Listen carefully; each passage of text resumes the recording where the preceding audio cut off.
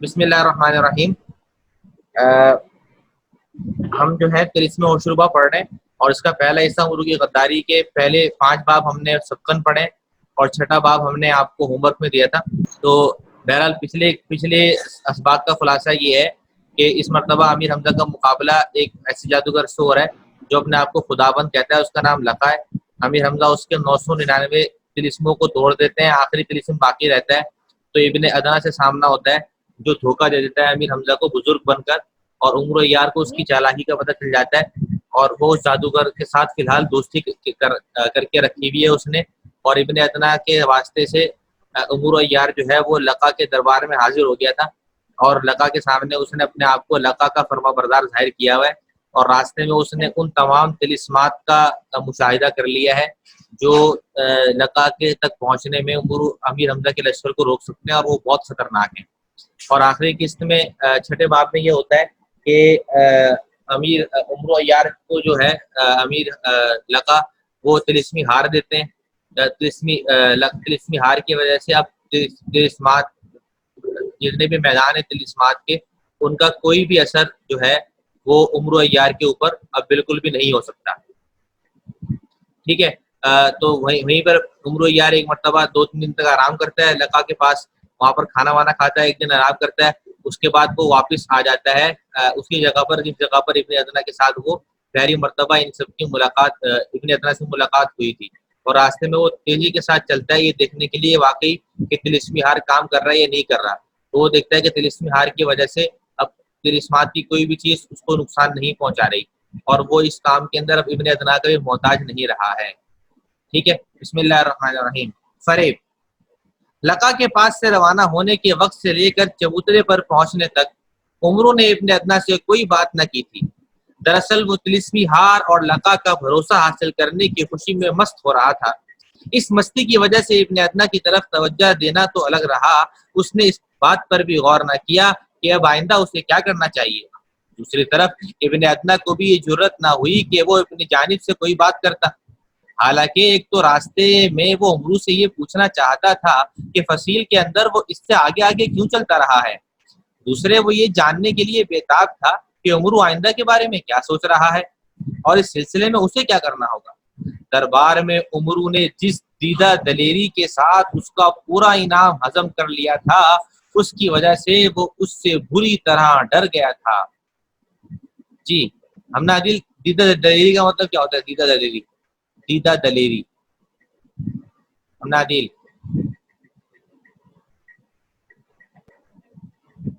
بہت بہادری کے ساتھ ہے۔ ہاں، دیدہ دلیری کا مطلب ہوتا ہے بہت ڈھیٹ بن کر، بہت زیادہ یعنی اپنے آپ کو ڈھیٹ بنا کر جس طرح آدمی لے لیتا ہے نا اس کو بولتے ہیں بہت دیدہ دلیر ہے، یہ تو بہت ڈھیٹ ہے۔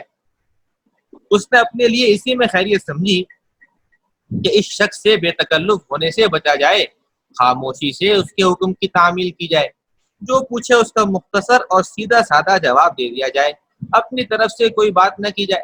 چنانچہ عمرو کو اپنی دھن میں مگن دیکھ کر وہ بھی خاموش رہا۔ سواری کے دونوں شیر چبوترے کے نیچے کھڑے اس پر نگاہیں جمائے ہوئے تھے، مگر اس نے انہیں جانے کا کوئی اشارہ نہ دیا، شاید اس لیے کہ اسے کچھ نہ معلوم تھا کہ عمرو کچھ دیر یہیں ٹھہرے گا یا امیر حمزہ کے لشکر کی جانب روانہ ہوگا۔ ناگاہ ایک کوا اڑتا ہوا آیا، ناگاہ یعنی اچانک، اور چھپر پر بیٹھ کر کائیں کائیں کرنے لگا۔ ابن ادنا فوراً اس کی طرف متوجہ ہو گیا۔ چند لمحوں بعد کوا چھپر سے اڑا اور جدھر سے آیا تھا ادھر چلا گیا۔ ابن ادنا نے عمرو سے کہا، جناب، امیر حمزہ کے 2 سردار محلیل جنگ عراقی اور مندوبہ اصفہانی ادھر آ رہے ہیں۔ عمرو نے چونک کر ادھر ادھر دیکھتے ہوئے کہا، اچھا، سب سے پہلے شیروں کو بھگا دو۔ ابن ادنا نے شیروں کو اشارہ کیا، دونوں درندے اپنی جگہ سے اچھلے اور لمبی لمبی چھلانگیں لگاتے ہوئے ایک ٹیلے کی رکاوٹ میں پہنچ کر غائب ہو گئے۔ کیا تم بتا سکتے ہو کہ لندھور کا ہاتھی کہاں ہے؟ عمرو نے کچھ سوچتے ہوئے ابن ادنا سے سوال کیا۔ وہ لشکرگاہ کی طرف جا رہا ہے، ابن ادنا نے جواب دیا۔ تو اس کا مطلب ہے دونوں سرداروں نے اسے راستے میں دیکھا ہوگا۔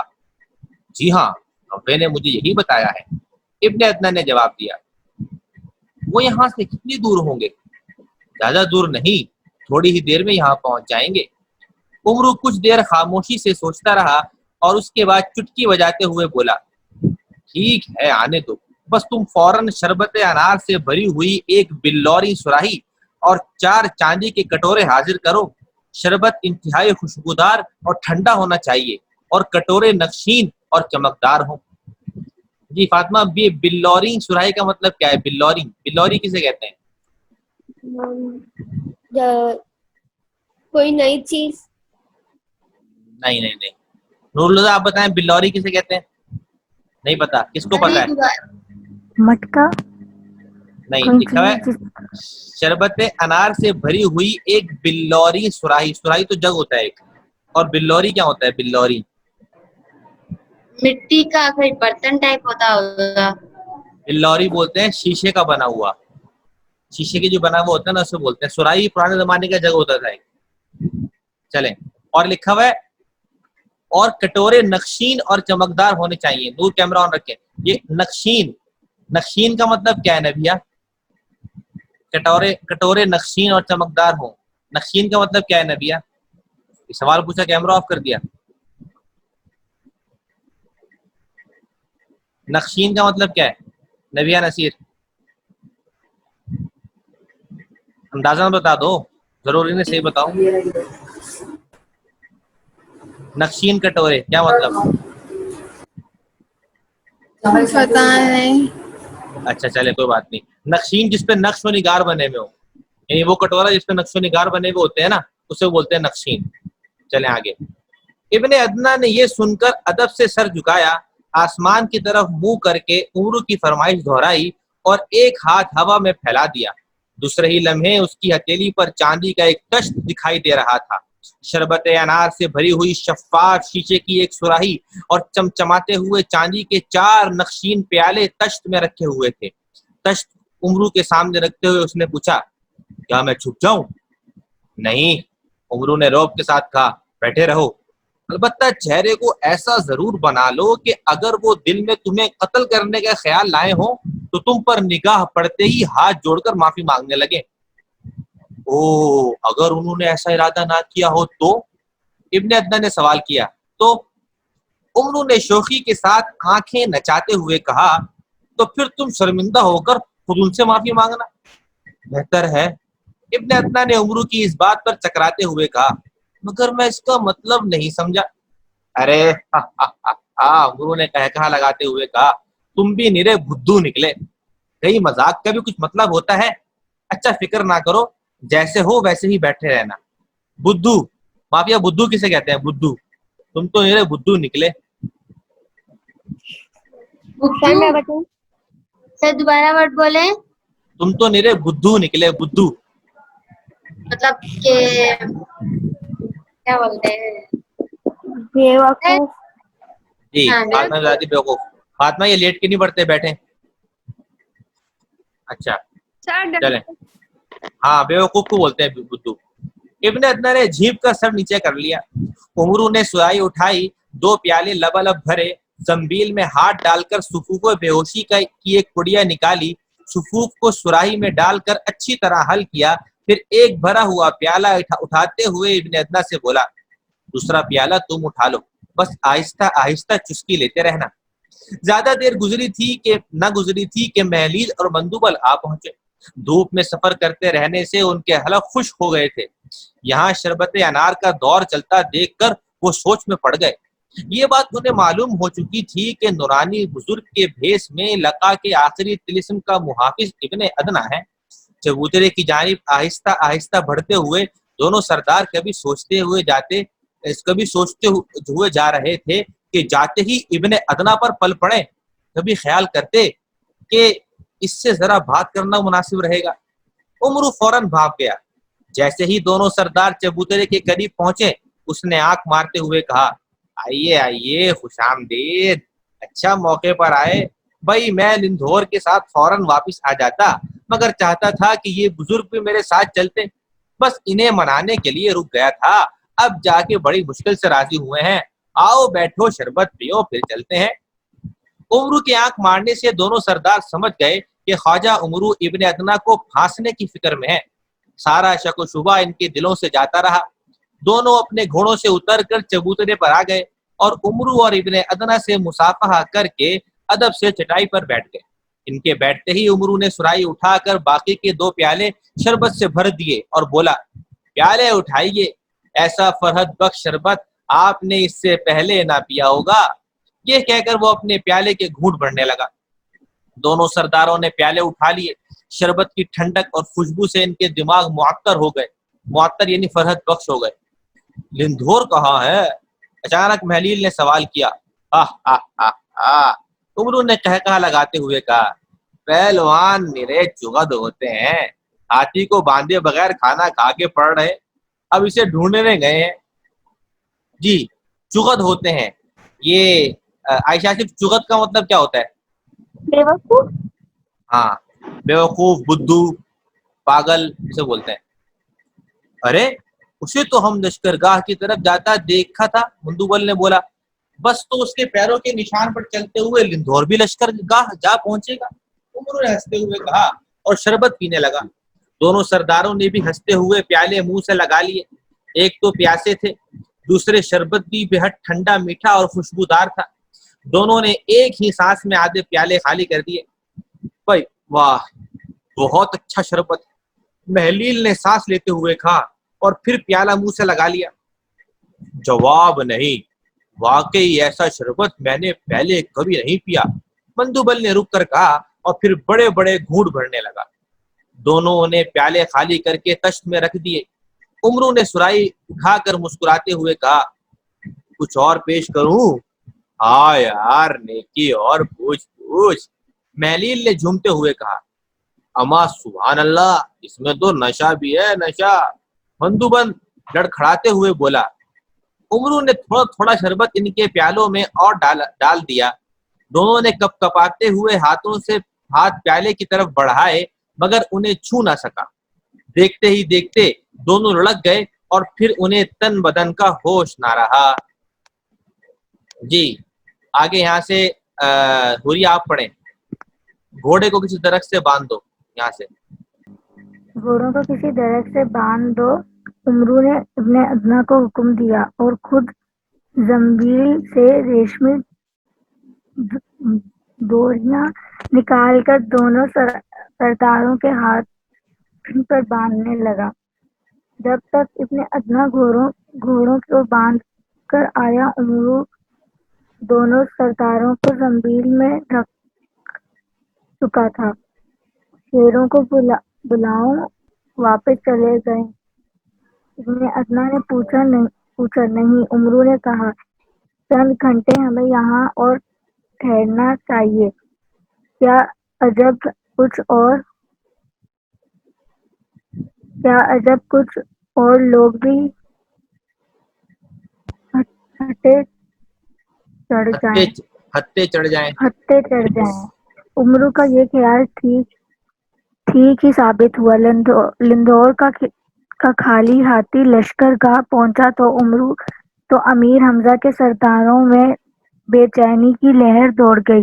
انہوں نے چاہا کہ اس کی اطلاع امیر حمزہ کو آرام گاہ میں پہنچائیں، مگر شہزادہ اسد غازی نے اس بات کا مناسب نہ سمجھا۔ سرداروں کو سمجھاتے ہوئے اس نے کہا، ہمیں کوئی پریشانی یہ پریشان کن لفظ ہے۔ پریشانی کن خبر امیر کو نہ دینی چاہیے۔ میری نظر میں عمرو کی واپسی مشکل نہیں۔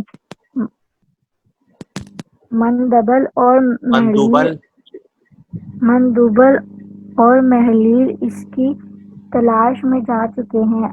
امید ہے کہ اب وہ آتے ہی ہوں گے۔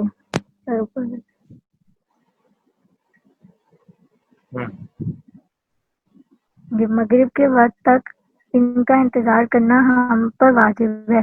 خدا نہ خواستہ اگر وہ اس وقت تک نہ آئے تو چند سرداروں کو ساتھ لے کر میں خود ان کی تلاش میں جاؤں گا۔ اس بات کا مجھے یقین ہو چکا ہے کہ تینوں سردار عمرو تک پہنچ چکے ہیں اور صرف امیر کو پریشان کرنے کے خیال سے عمرو نے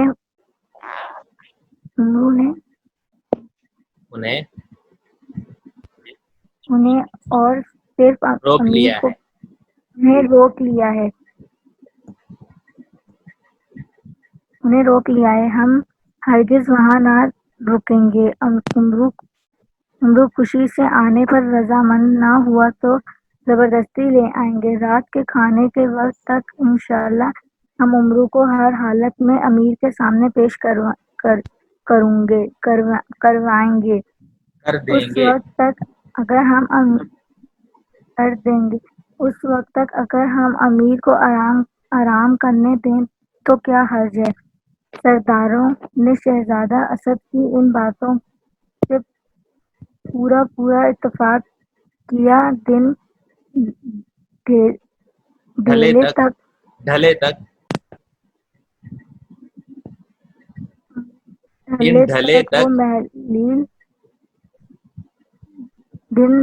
تک وہ محلیل اور مندوبل وغیرہ کی واپسی کا انتظار کرتے رہے، مگر جب وہ نہ پلٹے تو پروگرام کے مطابق مغرب کے بعد شہزادہ اسد روانہ ہونے کے لیے تیار ہو گئے. 3 مشہور سردار بھی اس کے ساتھ چلنے پر کمر بستہ ہو گئے. ان میں ایک بہرام تھا اور دوسرا اجمہور اور تیسرا مالک اشتر.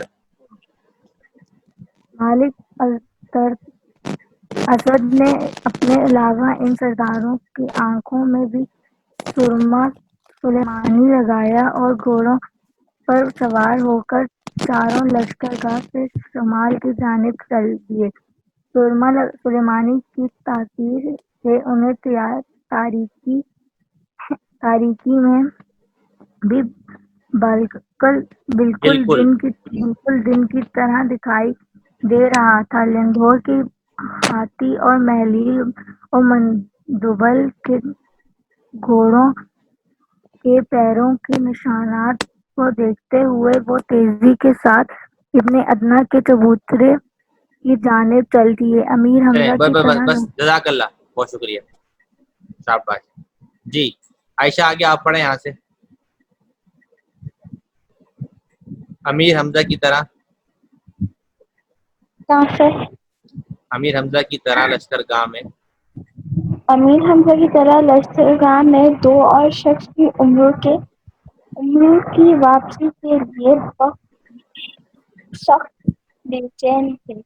ان میں ایک امرو کا بیٹا چالاک تھا اور دوسرا امرو کا شاگرد فرنگی. برق فرنگی. عیاری میں امرو کے پاس ان دونوں کا جواب نہ تھا.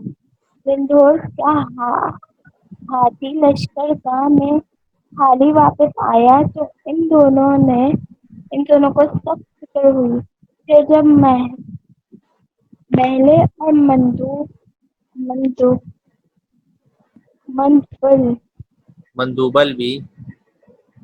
مندوبل بھی شام تک واپس نہ آئے اور ان سب کی تلاش میں شہزادہ اسد اور 3 سرداروں کو انہوں نے روانہ ہوتے دیکھا.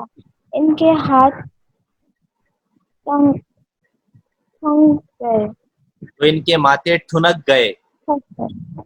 کیا مطلب ہے ٹھنک گئے ماتھے؟ وہ بہت پریشان ہو گئے. ہاتھ ہاں سے یعنی ٹکرا گئی. نہیں ماتھے ٹھنکنا کا مطلب ہوتا ہے کہ یعنی تھوڑا سا ان کو آدمی نہیں ہوتا کہ 6 سینس کہتی ہے کہ کچھ خطرہ ہے، تھوڑا سا گھبرائے اور ان کو لگا کہ کوئی کچھ یعنی الرٹ ہوئے، کوئی خبردار ہوئے، کوئی مسئلہ ہے. جی آگے. دونوں نے فوراً ان کا تعاقب کرنے کا فیصلہ کیا اور کسی سے کچھ کہے سنے بغیر چپکے سے لشکرگاہ سے باہر نکل کر ان کے پیچھے ہو لیے. یہ دونوں پیادہ تھے اور آگے جانے والے گھوڑوں پر سوار تھے، مگر ان مہمران اگر ان سے کافی دور سے کافی دور رہتے ہوئے بھی یہ ایک منٹ. یہ ان کی آٹوں پر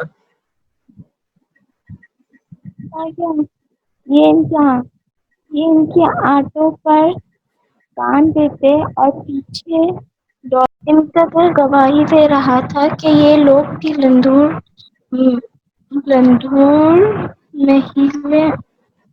ملے محلیل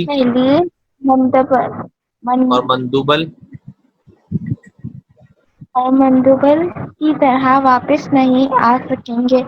وہ صرف یہ بات جاننا چاہتے تھے کہ آخر جانے والوں میں کو کیا ہو جاتا ہے، وہ واپس کیوں نہیں آتے. پھر عمر شام ڈھلے تک ابن ادنا کو تنگ کر کے خوب مزے لیتا رہا. آخر جب اس تفریح سے ایک تازی بڑھ گیا اور ہر طرف گہرا اندھیرا چھا گیا تو پہلے تو اس نے ابن ادنا کو ارد گرد تیز روشنی پیدا کرنے کا حکم دیا اور جب روشنی مشعلوں نے پورے میدان کو بقعۂ نور نور بنا دیا تو انہوں نے بادی کاٹ کے باغ کے پھل اور میووں طلب کیے. ادنا رکے فوراً یہ نور اس کا مطلب کیا ہے؟ بقعۂ نور بنا دیا، پورے میدان کو بقعۂ نور بنا دیا. کیا مطلب ہے؟ بقعۂ نور کا مطلب ہے روشن جگہ، یعنی پورا روشن جگہ بنا دیا. بقع جگہ کو بولتے ہیں، نور روشنی کو بولتے ہیں. یعنی بقعۂ نور یعنی روشن اور روشنی والی جگہ بنا دیا. جی پڑھیں آگے. ابن ادنا نے فوراً ہی یہ فرمائش بھی پوری کر دی. عمر پہلے تو کچھ دیر تک تنہا پھلوں کے طباقوں پر طباقوں پر ہاتھ صاف کرتا رہا، مگر پھر بعد میں اب ابن ادنا کو بھی اپنے ساتھ شریک کر لیا. کچھ دیر دونوں خاموشی سے پھل کھاتے رہے. اچانک ایک چمکدار کہیں سے اڑتا ہوا آیا. چمگادڑ ایک چمگادڑ کہیں سے اڑتا ہوا آیا اور ابن ادنا کی گردن کی گرد چکر لگانے لگا. وہ چخر جیسی آوازیں بھی نکال رہا تھا. عمر سمجھ گیا کہ امیر حمزہ کے لشکر سے پھر کوئی اس کی تلاش میں آ رہا ہے. یہ چمگادڑ ابن ادنا کو اسی کی اطلاع دے رہا ہے. وہ سوالیہ نگاہوں سے ابن ادنا کو گھورنے لگا. چند لمحے بعد ابن ادنا نے انگلی اٹھائی اور چمگادڑ فضا میں بلند ہو کر غائب ہو گیا. اسد غازی امیر حمزہ کے 3 نامور یعنی مشہور سرداروں بہرام، جمور اور مالک اشدر کے ساتھ آ رہا ہے. عمر نے جزاک اللہ، بس شکریہ. سوچ میں پڑ گیا مگر پھر جلدی زور سے آواز نہیں آ رہی آپ کی.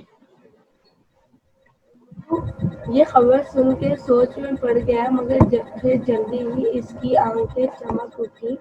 اس نے کہا فوراً اعلیٰ قسم کے شربت اور बिल्लो बिल्लोर बिल बिल्लौरी प्याले, बिल्लोरी प्याले हाजिर करो और तुम खुद खुद मिरासी बन जाओ। राशि बन जाओ। और फिर जैसे ही मैं गाना शुरू करूँगा तुम सारंगी बजाना शुरू करवा देना। शुरू कर अदना देना। मरासी शुरू कर देना। इब्ने अदना मरासी बनने पर बिल्कुल आमदा ना था। आमादा ना था। इसने एहतजाज करते हुए कहा, मेरा मरासी बनना और सारंगी बजाना क्या जरूरी है? सारंगी बजाना। सारंगी बजाना क्या जरूर है? आप हुक्म दें तो एक से एक बेहतरीन मरासी हाजिर कर दूं। बस रुके रुके रुके, ये मरासी किसे कहते हैं हुरिया? गाने बजाने वाले। हुरिया। मराठी मतलब कि एक तो होती है कैटेगरी, मतलब कि इंसानों की, जैसे कि आवाज साफ नहीं आ रही आपकी। मतलब कि एक खानदान के जो लोग होते हैं ना, किसी मतलब के खानदानों के होते हैं, जैसे मराठी के होते हैं कुछ लोग सराइकी होते हैं, कुछ लोग पंजाबी होते हैं, उसी तरह तो यही होता नहीं। है। मुझे ये हाँ, हम लोग का खैर, सर वो मरासी वर्ड क्या था वापस? मरासी मरासी उन लोगों को पहले जमाने में जो गाने बजाने वाले होते थे ना, जो घरों पे आके शादियों में नाचते थे, गाने बजाते थे, उनको बोलते थे मरासी है मरासी, तो उनको मरासी मरासी बोलते या थे। प्रासी? कराची नहीं, मरासी मरासी। मरासी। नहीं सर। चले चले पढ़े आगे। नहीं।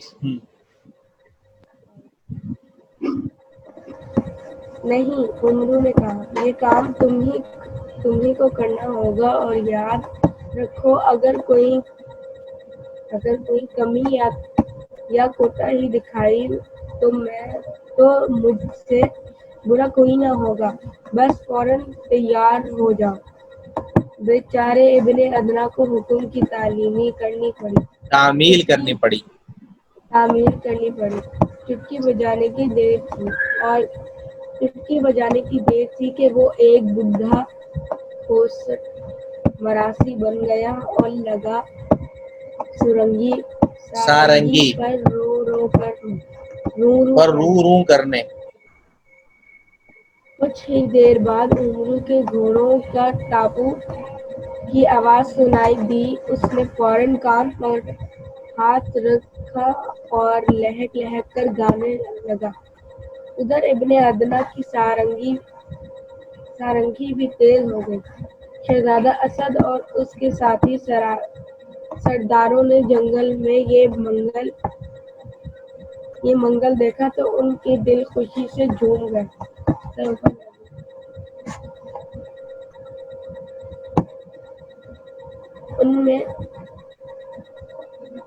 उन्होंने पहुंचते ही उन्होंने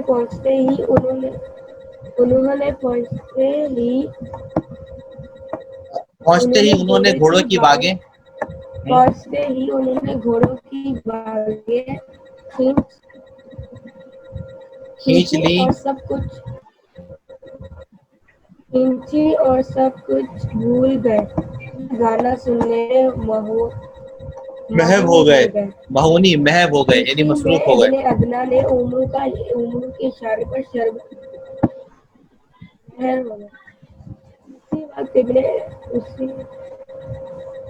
शरबत के उसी में जाम भर इब्ने भर के। अदना ने उमरू के इशारे पर शरबत के जाम भर भर के आने वालों को पेश करने शुरू कर दिए। शरबत में उमरू ने दवाइयाँ बेहोशी मिला दी थी। चंद ही मिनट में बेहोश अपना असर दिखाने लगी और देखते ही देखते चारों सूरमा हाथ पैर फैलाकर चबूतरे पर लेट गए। उमरू ने जमीन में से रेशमी घोड़ियों के लच्छे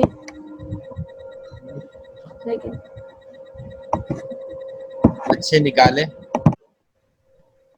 लच्छे निकाले।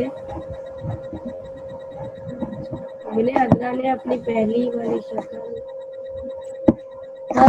लच्छे निकाले। इब्ने अदना ने अपनी पहली वाली शक्ल तैयार की और दोनों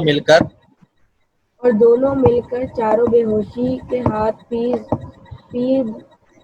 पैर बांधने लगे। अचानक एक चमगादड़ आकर इब्ने अदना के सर पर चक्कर लगाने लगा।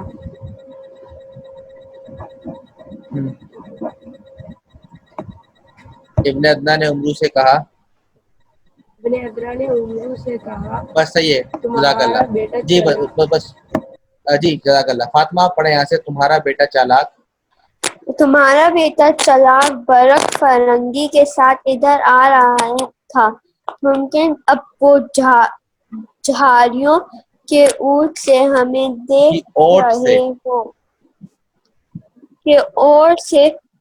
देख रहे हो। कोई परवाह नहीं, तुम शेरों को बुलाओ, मैं इन बेहोशों को जमीन में डालता हूँ। हम फौरन तिलिस्म को वापस चलेंगे। इब्ने अदना ने खड़े होकर दोनों हाथ हवा में बुलंद दोशे फौरन ही मुख्तलिफ समतों से छलांगे लगाते से चबूतरे की तरफ बढ़ने लगे। उमरू बंधे हुए बेहोश लोगों को जमीन में खिसकाने लगा। शेरों ने करीब आते आते इसने अपना काम खत्म कर लिया और झाड़ियों की तरफ मुंह उठाकर बुलंद आवाज से कहने लगा, ए चल्लाक और बर्ट, मैंने खुदावंद लक्का की बंदगी कबूल कर ली है और अमीर हमजा के नवासे और सरदारों को गिरफ्तार कर लिया है। अमीर से कहना कि अगर खैरियत चाहता है तो हरगिज तिलिस्म का रुख ना करना। तुम्हारा और तुम्हारे बाकी साथियों का भी यही अंजाम होगा। ये कहकर उमरू और इब्ने अदना शेरों पर सवार हुए और तिलिस्म की तरफ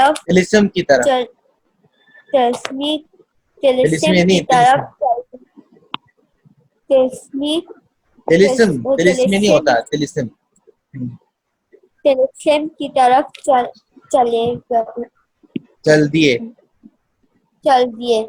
इनके जाते ही तिलिस्मी मुशाइले बुझ गए और सारा जंगल तारीकी में डूब गया। ठीक है, जज़ाकल्लाह खैरा।